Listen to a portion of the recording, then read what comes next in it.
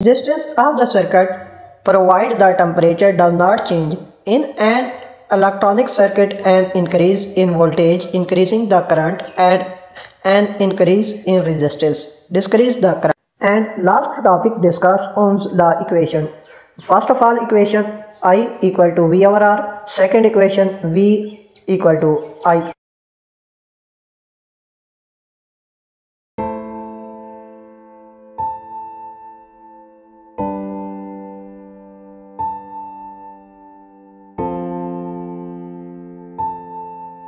Electrical circuit में current applied voltage के बराह रास्त मुतनासिब होते हैं और उस सर्किट की कुल रेजिस्टेंस के बिलअक्स मुतनासिब होता है, बशर्ते टेम्परेचर तब्दील ना हो, यानी टेम्परेचर कांस्टेंट हो।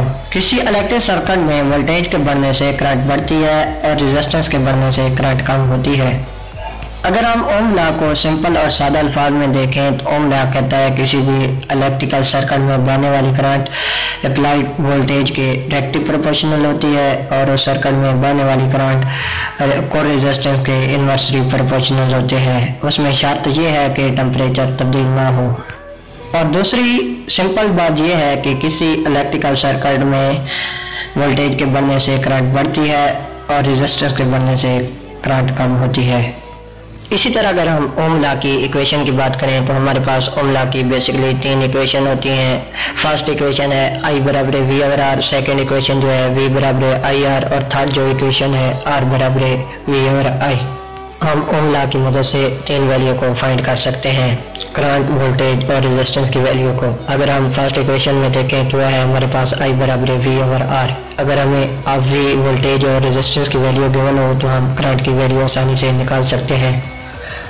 अगर दूसरी इक्वेशन की बात की जाए तो वह है हमारे पास V बराबर आई आर। हमें करंट और रेजिस्टेंस की वैल्यू इसमें गिवन हो तो हम वोल्टेज की वैल्यू आसानी से निकाल सकते हैं।